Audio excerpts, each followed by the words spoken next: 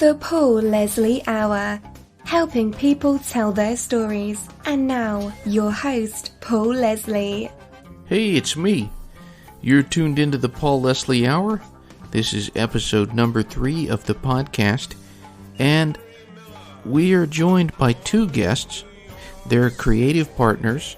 Their names are Delaney Buffett and Katy Corwin, and they create this web comedy series called City of Angles. You can find it on Vimeo.com and on YouTube, and you should check them out. I think you'll find them very entertaining. They're very clever in the way they're done. The dialogue is great.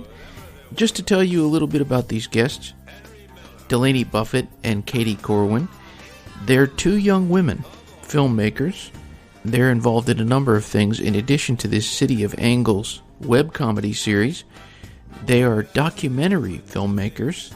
They have a short documentary called The Spring, and it's about a roadside tourist attraction in Florida that features real-life mermaids, or at least actors portraying mermaids. You know what I mean. Anyway, The Spring had its world premiere at the Tribeca Film Festival this year. They have a couple of other documentary shorts coming up, Buried Treasure, which is a music documentary, and The Door, which is about New York City club bouncers. This is a kind of different interview from what I normally do. Normally I interview people one-on-one, and in this case I interviewed them both simultaneously. It's entertaining, it's funny, it got me thinking, and most of all, I hope you enjoy it. So here's Delaney Buffett and Katy Corwin of Coffin Watson Pictures. Certain directors are drawn to certain actors, and vice versa. I want you to think about Brad Pitt and David Fincher, Scarlett Johansson and Woody Allen, Johnny Depp and Tim Burton, Alfred Hitchcock and Cary Grant. We can't forget Leonardo DiCaprio and Martin Scorsese. Well, our special guests, Katy Corwin and Delaney Buffett, they certainly fit that model. They are the masterminds behind Coffin Watson Pictures. It's a great pleasure to have you all with us. Thank you. Thanks for having us on. It's my pleasure. So how are you all today? Doing pretty well. Happy to be in New York.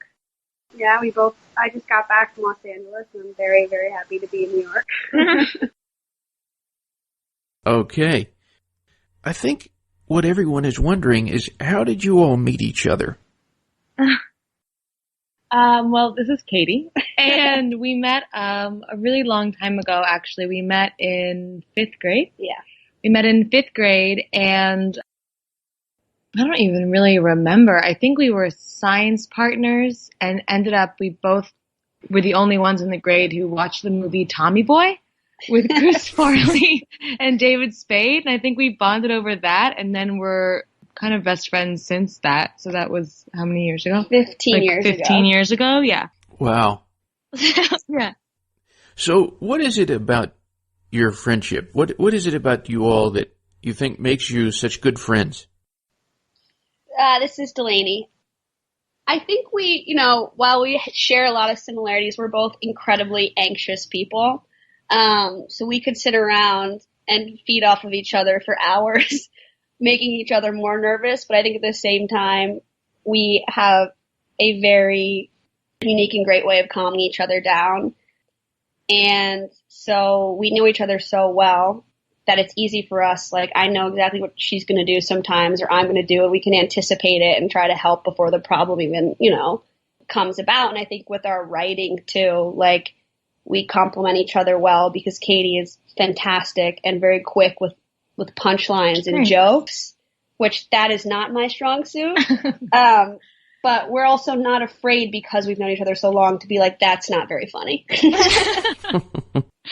And in the same way, Delaney has an incredible ability to, like she was saying, like anticipate what people would do, or kind of get the human aspect of something and make something really realistic and really like connect to how something would happen, where it's not my strong suit at all. And so when we're writing together, I'll say something that's just like so off the wall, and she'll say, well, while I like that idea, I don't necessarily think that's, what would happen right here. And she kind of sticks back to make it more realistic and kind of more authentic.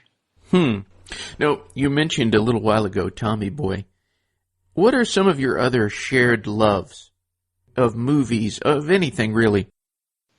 I think we both watch Good Will Hunting A lot. Yeah, maybe once a month. And then Forgetting Sarah Marshall, like when we're not watching Good Will Hunting. I watch that like probably twice a week. Yeah, I don't know why, but yeah, we love both of those.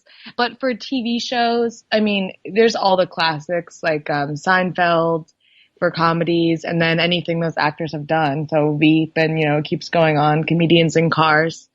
Classic movies for me, like I really love all the Mel Brooks movies, Nora Ephron for like romantic comedies, and then Delaney's really good at finding new, like I guess dramas. I feel like you're really good at finding dramas that end up being really popular. I guess, but I don't have the greatest. The reason I love movies is like definitely as a form of escape. So I'm super drawn to sometimes the not she the watches the movies. worst movies. And I know they're not good, but I just can't help watching them because they're such a mindless activity for me. And like, I don't watch reality television. I'm going to throw Katie under the bus and say she does. It's an examination in psychology, and I think it's important.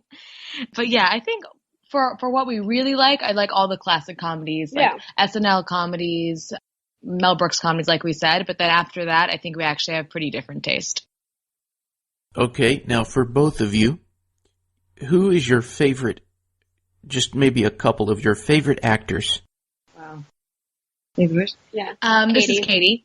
My favorite actors, I always say Tom Hanks is my favorite actor, but complemented with Kevin Spacey, because I weirdly feel like they go together. One's like the good version and one's like the evil version. I don't like an evil American dad and then the happy American dad. And I've always felt the way. I love them. And then my favorite actress is Julia Louis-Dreyfus. Always has been.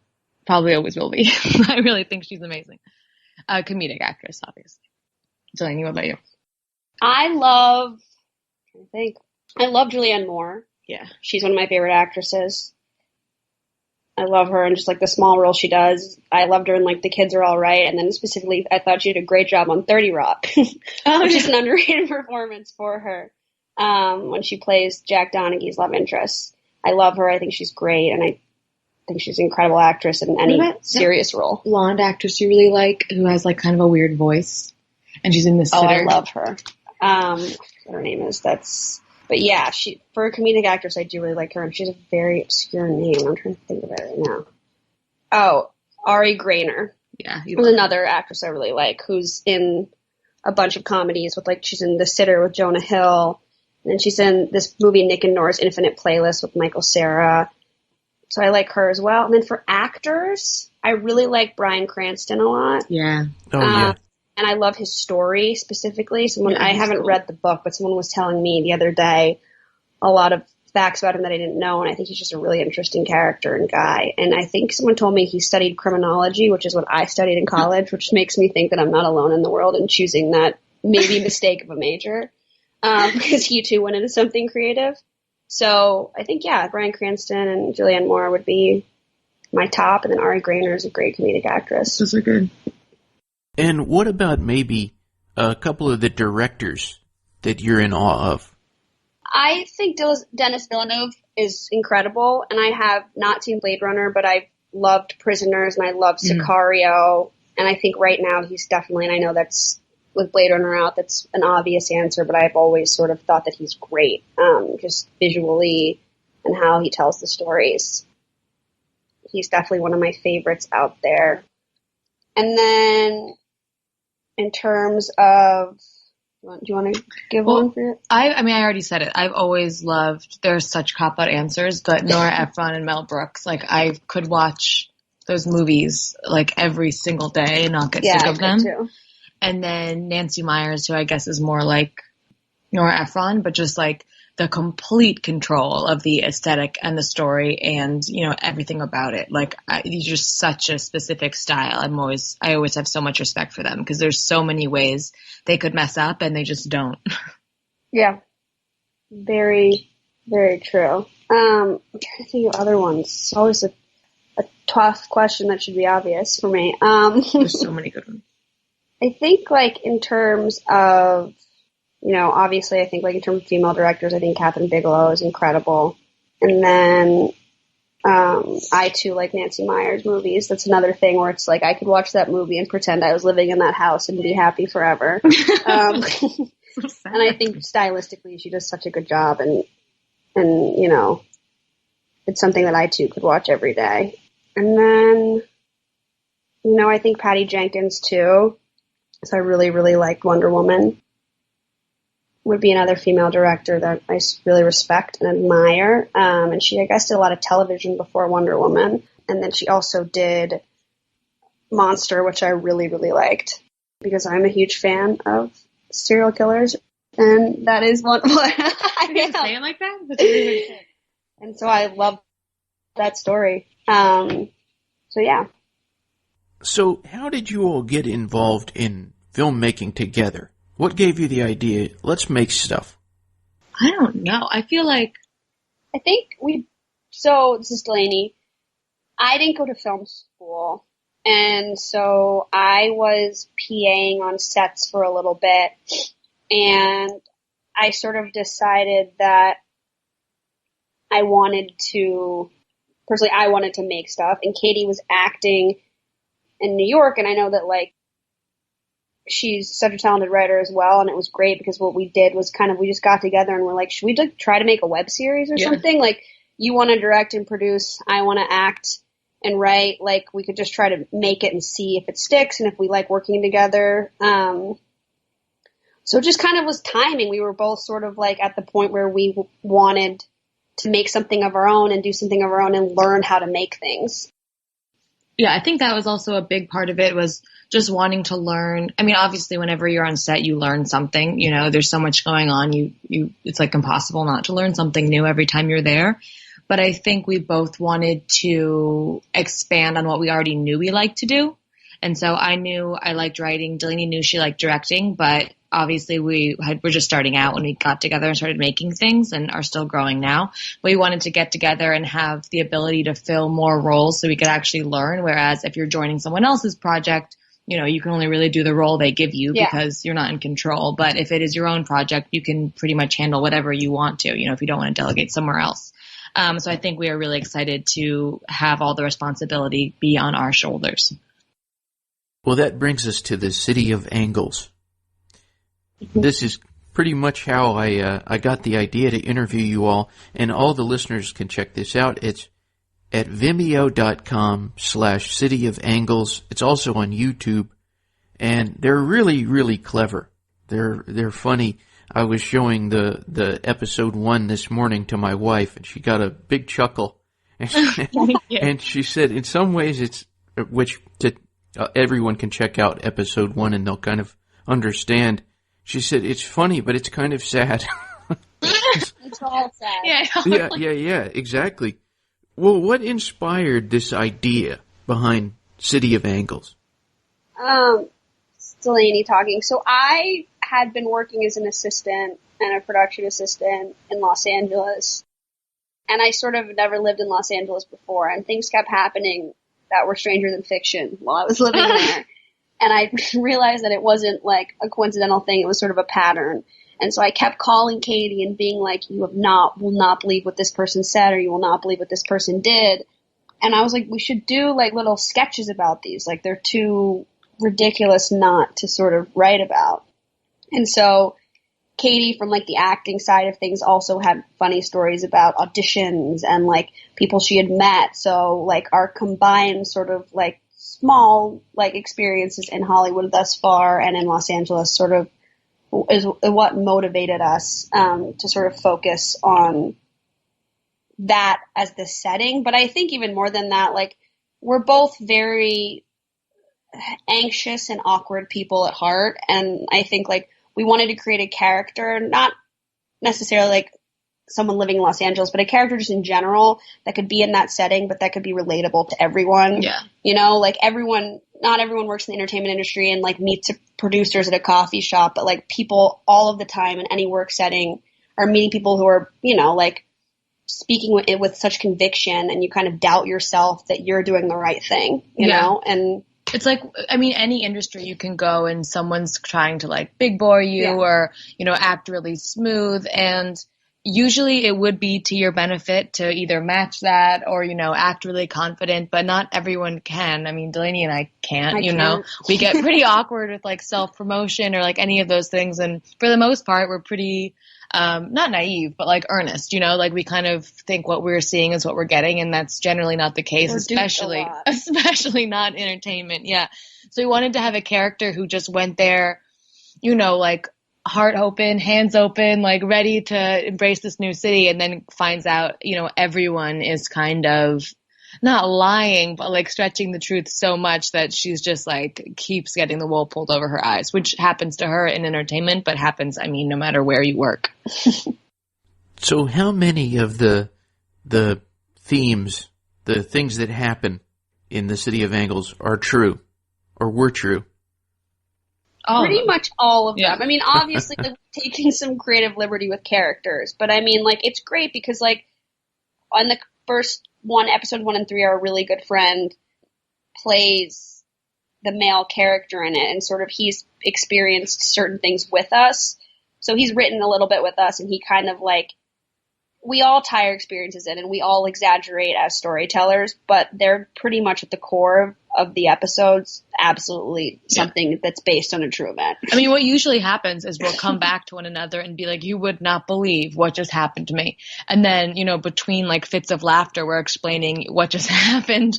And then we were like, well, imagine if this had happened, or if this had happened, or something like that. And then all of a sudden, you know, we have an idea for a new episode or something that we want to try doing. So while we've changed obviously a little bit of it, like the core of each episode's happened to either Delaney or to me. Well, in that first episode that we were talking about earlier, Find a Mentor, the viewers, they meet this guy in a coffee shop, and he's got the sunglasses on, and he's tapping away at his laptop, and he's really super, super overly confident. What do you think is the best way to handle somebody like that who's kind of arrogant? This is Delaney talking. I think it's sort of like, in my experience, I just try to take it with a grain of salt and try to not, you know, instill too much faith in them any more than that's already been instilled in them. But I mean, I never want to cut anyone down because I don't think that's an effective way to do things. But I think, you know, like Katie was saying, you don't have to always meet someone on their level. I think there's a way to speak to someone with that sort of confidence, like, and kind of treat the conversation lightly, because I think when someone's that confident, overly confident, there's a little bit of insecurity kind of peeking through. So I think in a way, just to sort of have treated them normally in any conversation you would with a normally confident person, because like tearing them down would only make them, you know, even more spiteful, and, you know, no need to pump them up. They do that to themselves every day. In that same vein, I mean, you can't tell crazy it's crazy. So like, even if you were to call them out on something that you knew wasn't true, there's really no benefit there, because with that personality type, I really don't see them being like, oh, you got me. You know, I actually work at this restaurant, you know, something like that. So I feel like, yeah, like Delaney said, just with all these interactions, I feel like we always try to be polite and pleasant and kind of not get too involved, and then just laugh between ourselves later. Yeah. That's kind of how we do it. Yeah, absolutely.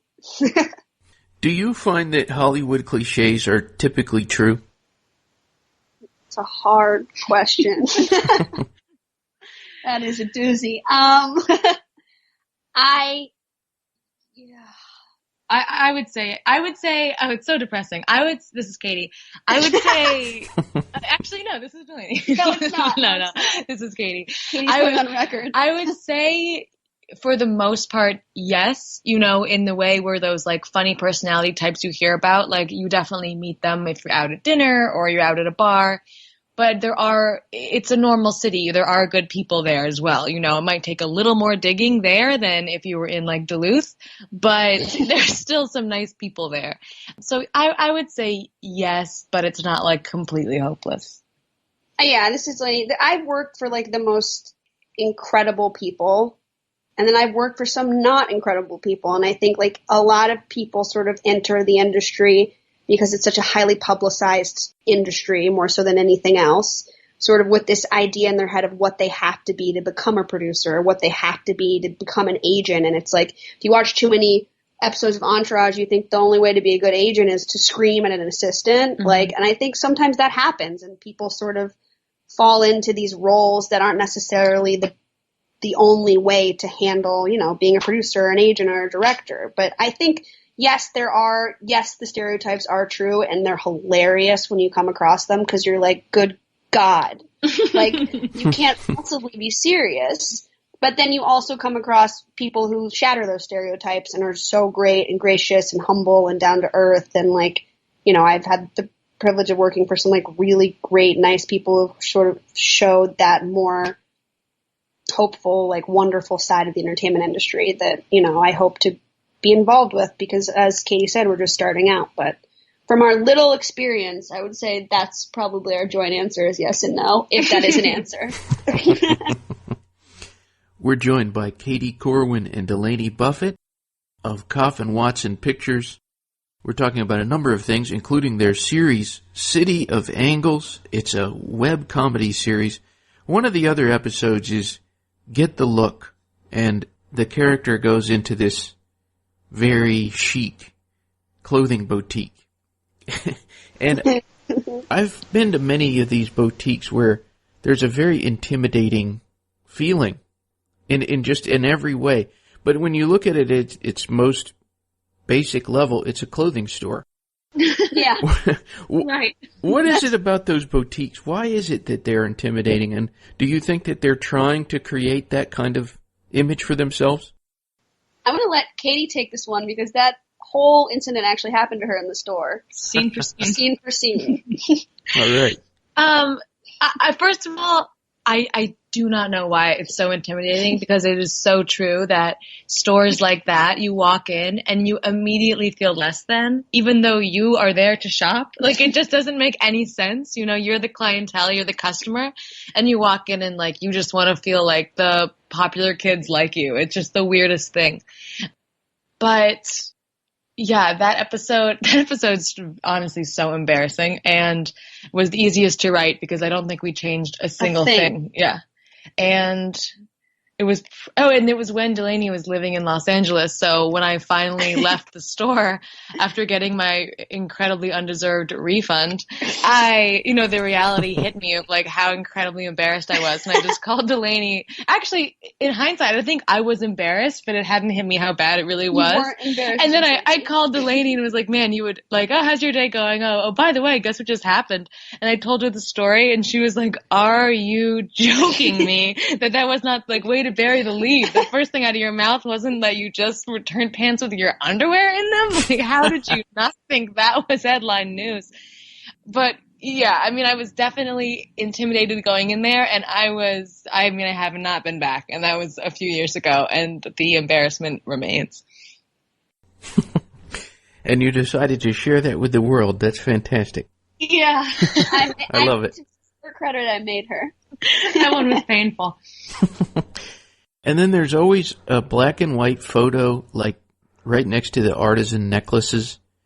And it's of a woman on the beach, and her hands are raised in the air. And there's like a quote that says something like, she knew in that moment she had everything within her to be free. Have you ever noticed that? In stores, like, stores always have something like completely unrelated. Yeah. You always see quotes like that underneath a lot of like Instagram celebrities or people like that. They'll Instagram a photo of themselves in a bikini or getting their makeup done with an inspirational quote like that. So completely unrelated to the picture that's posted, or like you're saying, like in a store. And it's so funny because, I mean, it boils down to what they really are selling, which is, why the quote's there.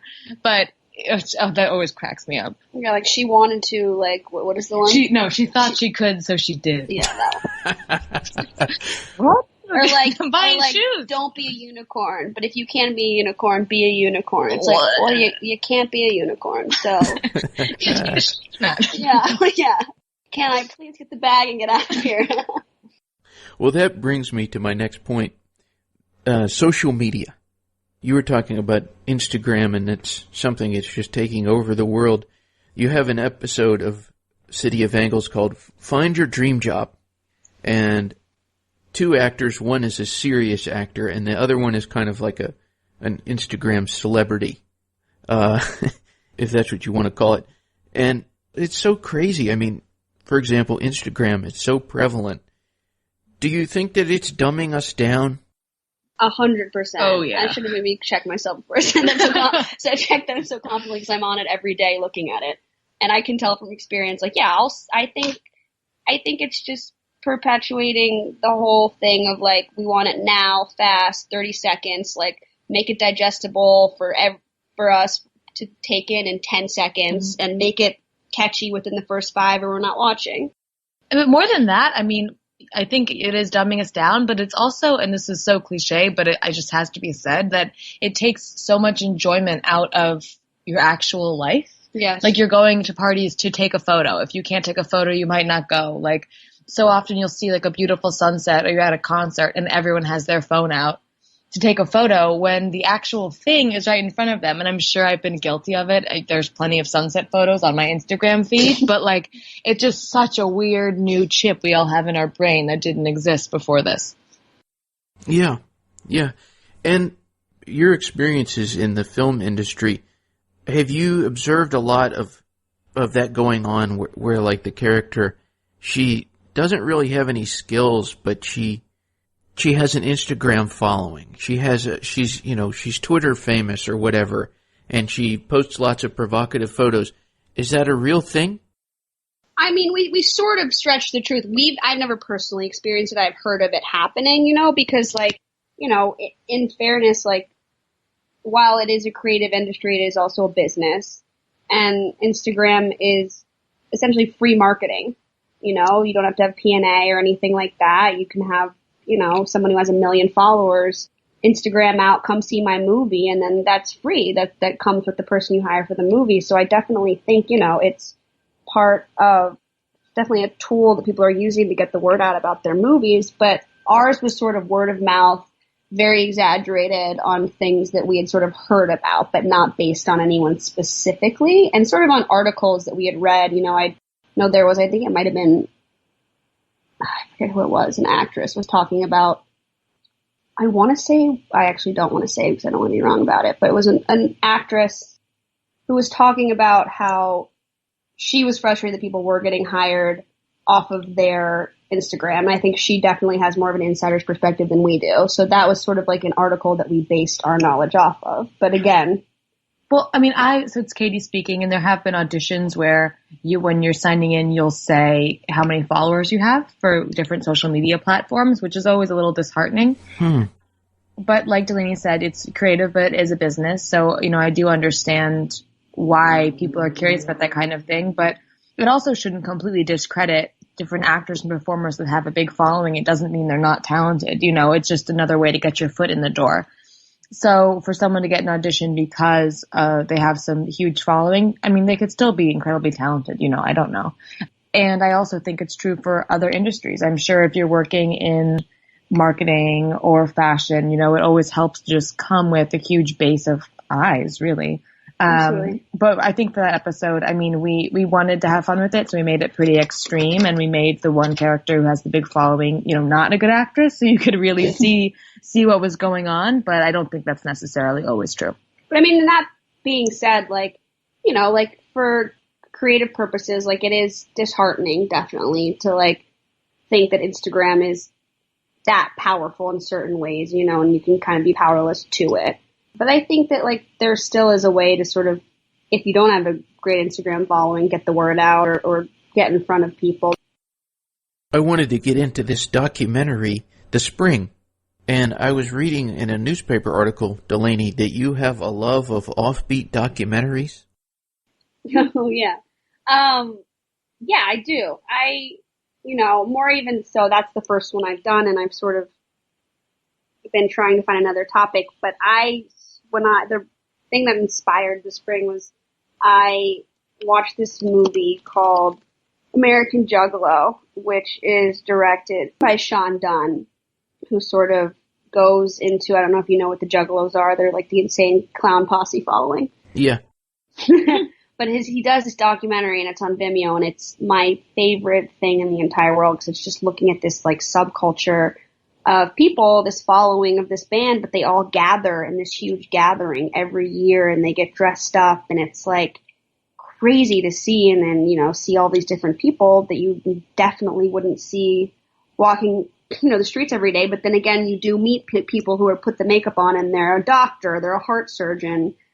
And I just was fascinated just like going in and, like examining such like a small group of people with like a strange fascination. And, I wanted to be able to find something like that.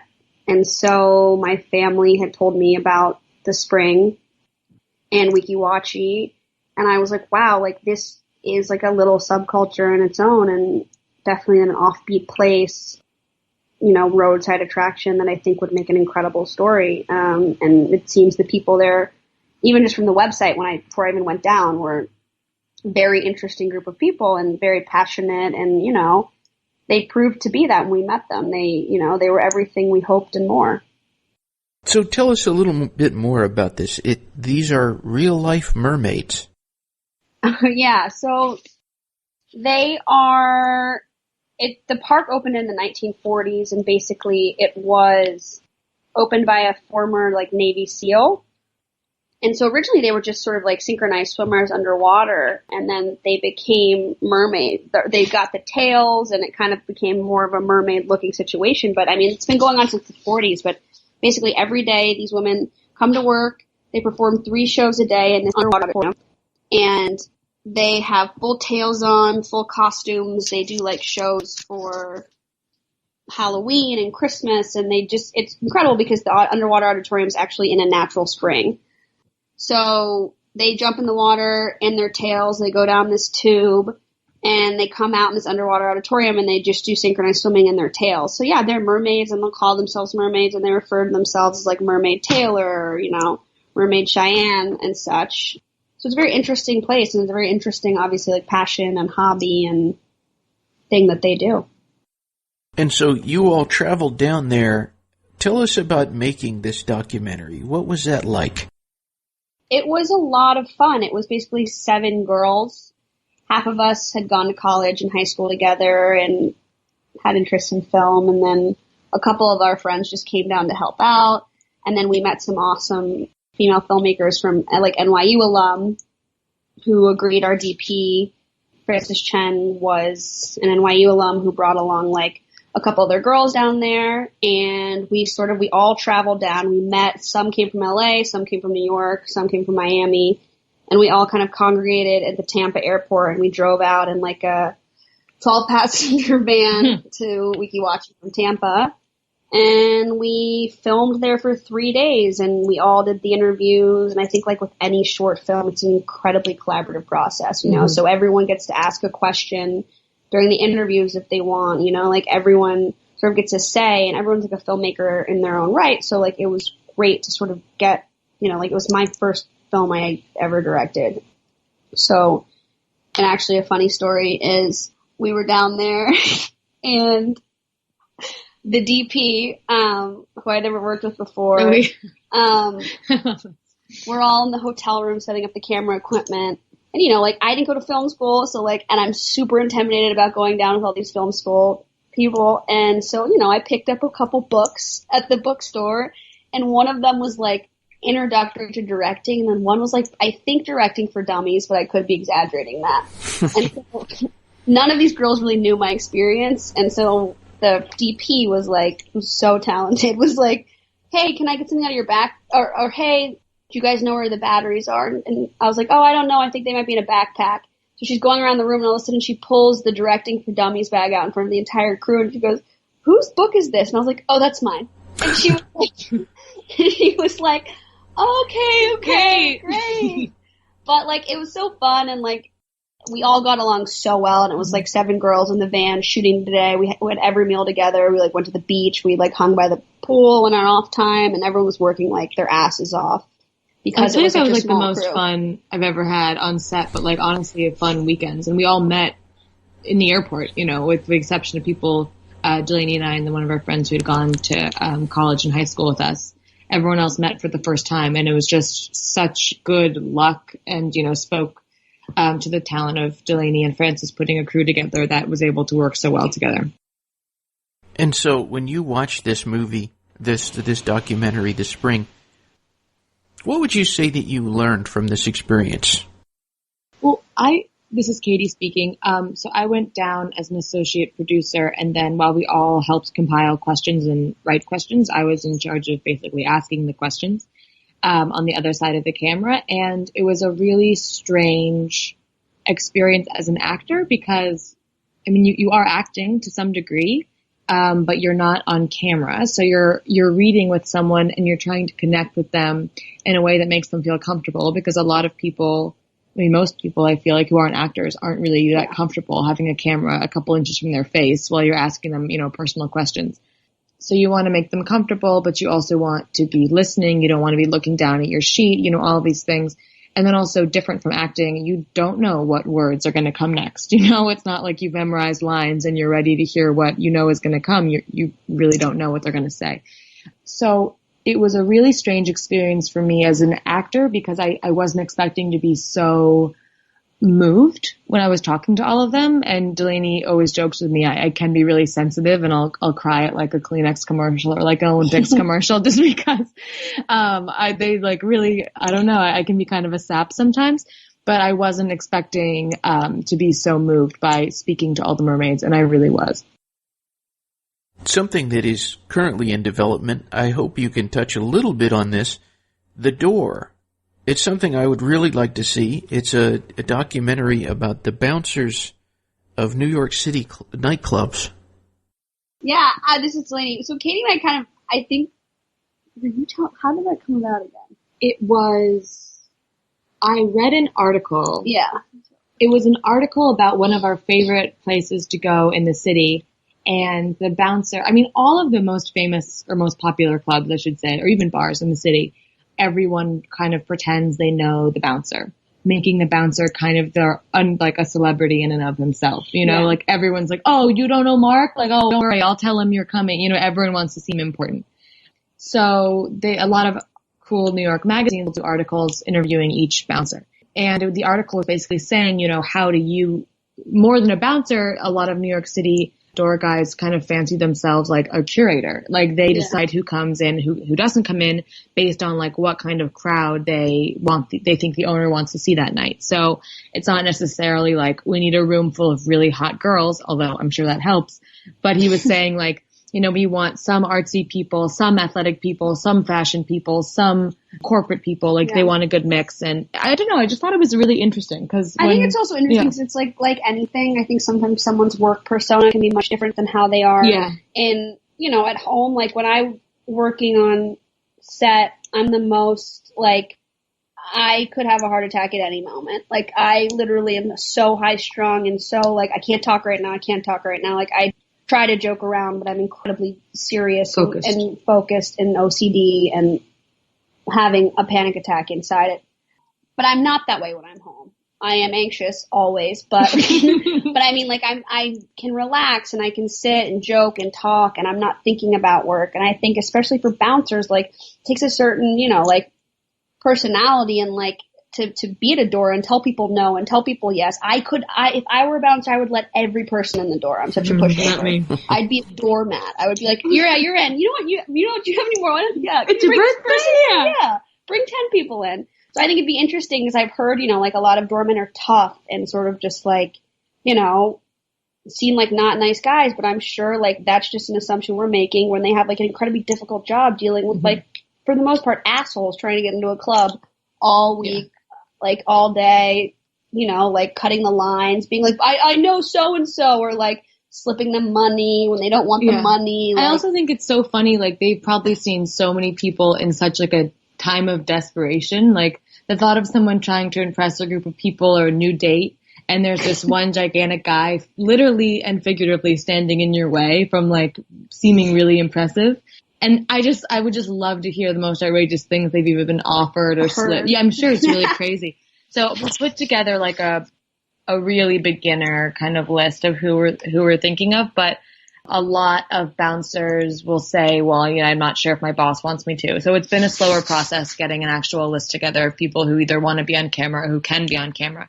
But we're definitely still working on it because it's something we're both still curious about. Yeah, and something too, like it takes a while, and I think we don't realize this just in general, to like absolutely finish a product. And I think like we're still, like my producer on The Spring, my friend Chloe Corner, and I are still sort of like dealing with getting it out there and like finding a home for it and a website. And like even a year and a half later, I think you're still attached to a project and sort of like finding out how to, like close that door, but in a great way that you can kind of like shut it. Because I've seen that movie now, I think 45 times. More. Oh and if I have to see it again, it's like every time I notice something I don't like about it.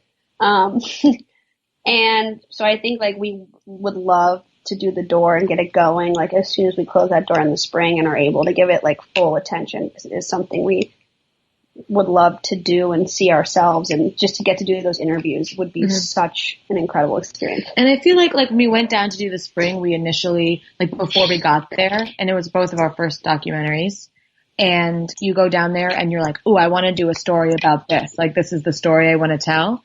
And I think we both realized when you get down there and after you meet these people, like they're human beings, so you don't really know what you're going to get. It's not about like telling a story in a certain way. You literally are asking a question and figuring out what your answer is going to be. So I think for the door, it's like, it's something we're curious about and we want to learn more. And that's why we want to make the documentary, like to see what answer we get, because we really don't know.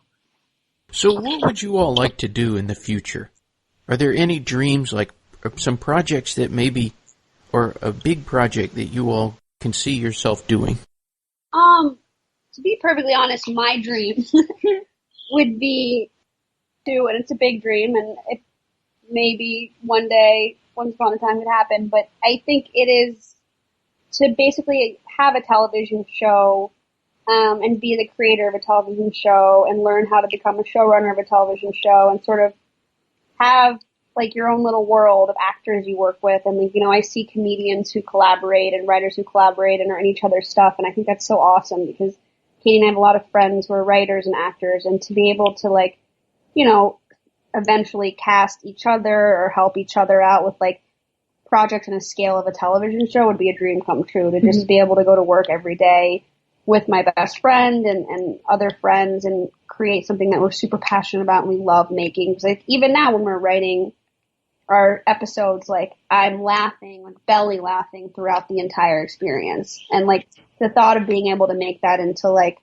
a 30-minute situation where we get to shoot it somewhere on location with a bunch of people we love, and that to me would be the ultimate dream, I think, in terms of long-term goals. Absolutely. And Katie? I mean, mine's not much different, obviously, but I feel like the idea, it doesn't even seem, the idea of actually getting to turn it into a real show and making it with Delaney is like, it doesn't seem like something that could happen, but then you realize like, no, that really does happen. Like that's everyone who has a show, like that's their dream that came true. And so being able to do that would be so incredible. And then also, like Delaney said, we know so many really, really talented people who are coming up right now as well. And just the idea of being able to like put the spotlight on them and just have the whole world see how talented they are, it just makes me so excited. Okay, now here's a tricky question. I have one for each of you. Oh, no. Okay. This one's for Katie. Okay. How would you define Delaney Buffett? Oh, man. Okay. Can I do individual, like... It's going to be so much better at this. Can I do single words, or do you want, like sentences? Hey, you're the guest. It's up to you. Okay. You're right. Okay. I would say that my, like, favorite word for Delaney, because we had to do this once, and I think I ended up picking authentic, because she's so sweet, like really just always sweet, and never ever pretends to be anything she's not, whether it's like she never pretends to be like really like cool and like on top of it and like better than, or 'Cause I'm more, not. or like, you know, more successful than she is, like so many people do in this industry. And she's just always so genuine, and people really, it's so, so rare, and people really love that about her. I know I do. So I would say authentic, genuine, but also just hilarious. Like just when you think she's going to be like really sweet and like so simple, she just has the most like cunning and hilarious sense of kind of dark humor. So she's a tough one to define, but I think I would group those two things together. I didn't want you to go first, and that's so nice. I'm ready. Okay, well, you know what I'm going to ask, right? For Delaney, how would you define Katy Corwin? I would say, I mean, I have so many stories I could just put in her, but I'm not going to. Katie's definitely one of the most thoughtful people I know, and she has this ability to, like, she could speak to a wall, and that, like, she could sit there and engage and genuinely be interested, and that's why, you know, like, I think she's so great at interviews with people and making them feel comfortable. She could sit and genuinely be interested and ask you about your family and how did your parents meet, and, you know, like, how do they meet, like, and but then at the same time, she has this genuine, really like sweet way about doing things. But then it's like turns into this kind of like twisted but hilarious like sense of humor very quickly. Like from going to like, how did your parents meet to like, have you seen your parents kiss in the last 5 years? And you're like, whoa, where did that come from?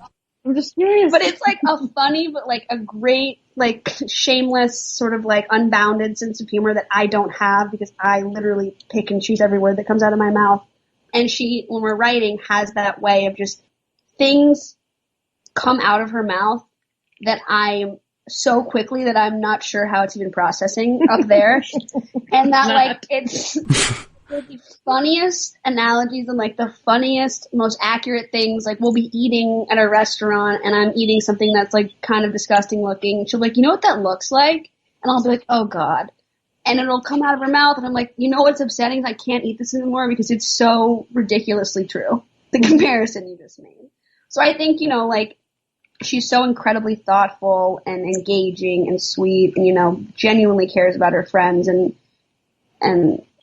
does stuff like does incredible things for you on your birthday and remembers things, but like it's not without this like the most incredible sense of humor I've ever come across, hands down, when writing with her, because they're these how she makes certain connections in her head to certain jokes is like beyond my like I can't even comprehend how it comes out of her head so quickly, and she's always been that way.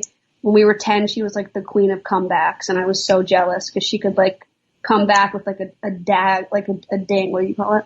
Zinger? Like a zinger? What yeah. In 2 seconds. I'd be like, God, how'd you think of that? That's good. That's good for a 12-year-old girl. But yeah. Well, my last question. The wonderful thing about this digital age that we're in, we can reach people from anywhere. It's just amazing. So, very open-ended. What would you all say to our listeners, wherever they might be? About the digital world? About anything. Just a totally, you have the stage.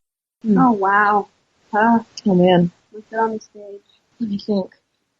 I feel like it's Katy speaking. I would say 2 things. One is kind of obvious, I think, but whenever you come across it, I feel like it just like really brightens your day. And that's whenever you find someone who has compassion for other people, you know, whether it's, if this is such a stupid example, but I always think it's just small and it always makes me smile when 2 people walk up to a counter at the same time and someone lets the other person go first. Like something as small as that, I think is so easy to forget when you're in your head and you're late for something and your boss said that and, you know, you're not paying attention, but just being present and being compassionate towards other people can really brighten someone's day. So I'd always hope people try to take a breath and remember that. And then my other thing would be, and it's what my grandmother would always tell me, it's that when, you know, everyone has to have a job, you know, or I guess not everyone, but most people need to have a job. And when, you know, it's not always what you're passionate about, but if you are lucky enough to know what you're passionate about, you can just carve out the time for that. And whether it's waking up an hour earlier or going to bed an hour later, if you really are disciplined enough and you make the time, you can have room for it in your life. This is Delaney, and I'll go off of that, just saying, I think with our generation and this time, going off the fact that we're all looking to get somewhere so quickly. And I think it's so tough, and I see it from my friends and myself that, I'm 25 years old, and I think, like, a lot of times people our age are like, okay, like, so in a year, like, I could get an Oscar. And it's like, no, that's not how it works. Like, I think everyone's kind of looking for a shortcut, and it sort of feels like such a rat race right now in terms of, like, wanting to get to the finish line as quickly as possible and sort of just missing the entire experience of, like, growing a career and learning. And I think it's so important for me and for people our age to sort of recognize that things take time and good things take time, and that you don't need to rush to success, and that it's a combination of hard work and, yes, luck sometimes. But there's no race to get there, and I need to remind myself of that constantly every day. But I think it's so important for people working everywhere and anywhere, like, it takes time to build a business and to build a career, and to take that time and not try to take shortcuts just because it might seem like the easy thing to do, because, the easiest things, like, are sometimes, they're easy for a reason. And I think the most fulfilling things is getting something done that's a difficult task that you didn't think you could get done in the first place. When you finally get there, you have the experience and the, like, knowledge to know how to handle things that would come when if you got there too quickly, you wouldn't. Yeah, so I think it's just, it's not a race, and that, it's definitely hard seeing all this fast-paced stuff, especially with entertainment and Instagram, and everything is so happening so fast, and people are skyrocketing to fame, and, like, reality stars, et cetera, et cetera. But, like, it's not a bad thing to take the slow route and take your time while working very hard. For more information, you can visit coffinwatsonpictures.com. Thank you all so very much for spending time. Thank you. It was so much fun to be on here. You all were great. Thank you. That was so fun. All right. Well, until next time. Until next time. I'll be watching. Thank you. For more information on the Paul Leslie Hour, you can visit thepaulleslie.com. Thanks again to our special guests, Delaney Buffett and Katy Corwin. You can visit them online at coffinwatsonpictures.com, and their web comedy series City of Angles is on Vimeo and YouTube. It would mean a lot to me if you would subscribe to this podcast, and if you haven't done so already, review and rate it. If there's a friend of yours that you think would enjoy this show, by all means let them know. You can also call in and leave a message. If I think what you have to say might be of interest to the listeners, I may play it back on the show. 912-376-9529. Until next time. Ladies and gentlemen, this concludes today's performance. We would like to ask you, before leaving the theater, to look under your seats for any personal items that might have fallen during the show. Thank you. The Paul Leslie Hour is hosted, produced, and written by Paul Leslie for Lifestyles Entertainment. Recorded, engineered, and mixed by Henry Jordan of Jordan Digital Studios. For information, visit thepaulleslie.com. Thank you for being with us. Until next time.